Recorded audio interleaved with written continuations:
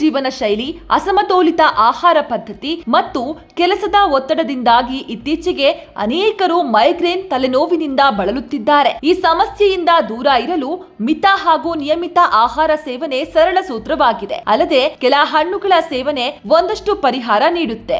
1. ಕಲ್ಲಂಗಡಿ ಹಣ್ಣು. ಕಲ್ಲಂಗಡಿಯಲ್ಲಿ ಪೊಟ್ಯಾಸಿಯಂ ಮತ್ತು ಮೆಗ್ನೀಷಿಯಂ ಇರೋದ್ರಿಂದ ಮೈಗ್ರೇನ್ ಕಡಿಮೆ ಮಾಡಲು ಸಹಾಯ ಮಾಡುತ್ತೆ. ಇದರಲ್ಲಿ ಸಾಕಷ್ಟು ಪ್ರಮಾಣದ ನೀರಿನಾಂಶ ಇರೋದ್ರಿಂದ ಇದರ ಸೇವನೆಯು ತಲೆನೋವು ಕಡಿಮೆ ಮಾಡಲು ಮತ್ತು ಸ್ನಾಯುಗಳನ್ನ ಸಡಿಲಗೊಳಿಸಲು ಸಹಾಯ ಮಾಡುತ್ತೆ. 2. ಬಾಳೆಹಣ್ಣು. ಬಾಳೆಹಣ್ಣು ಆರೋಗ್ಯಕ್ಕೆ ತುಂಬಾ ಪ್ರಯೋಜನಕಾರಿ. ಇದು ನಮ್ಮ ದೇಹವನ್ನ ರೋಗದ ವಿರುದ್ಧ ಹೋರಾಡುವ ದೇಹವನ್ನ ಸಿದ್ಧಗೊಳಿಸುತ್ತೆ. ಬಾಳೆಹಣ್ಣಿನಲ್ಲಿ ಪೊಟ್ಯಾಸಿಯಂ ಮತ್ತು ಮೆಗ್ನೀಷಿಯಂ ಸಮೃದ್ಧವಾಗಿದ್ದು ಇದು ತಲೆನೋವನ್ನ ನಿವಾರಿಸಲು ಸಹಾಯ ಮಾಡುತ್ತೆ. 3. ಸೇಬು ಹಣ್ಣು. ಸೇಬಿನಲ್ಲಿರುವ ಉತ್ಕರ್ಷಣ ನಿರೋಧಕಗಳು, ಫೈಬರ್ ಮತ್ತು ಪೆಕ್ವಿನ್ ನಂತಹ ಪೋಷಕಾಂಶಗಳು ದೇಹಕ್ಕೆ ತುಂಬಾನೇ ಪ್ರಯೋಜನಕಾರಿ. ಜೊತೆಗೆ ತಲೆನೋವು, ವಾಕರಿಕೆ ಮತ್ತು ವಾಂತಿಯ ಲಕ್ಷಣಗಳನ್ನು ಕಡಿಮೆ ಮಾಡಲು ಸಹಾಯ ಮಾಡುತ್ತೆ. 4. ಅವಕಾಡೋ.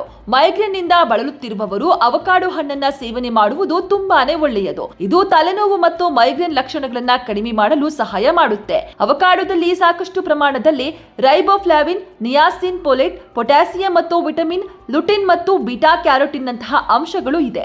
ಈ ಮೇಲಿನ ಹಣ್ಣುಗಳನ್ನ ತಿನ್ನೋದ್ರ ಜೊತೆಗೆ ಯೋಗ, ಧ್ಯಾನ, ವ್ಯಾಯಾಮಗಳು ಸಹ ಮೈಗ್ರೇನ್ ಸಮಸ್ಯೆಯನ್ನ ಕಡಿಮೆ ಮಾಡುತ್ತೆ.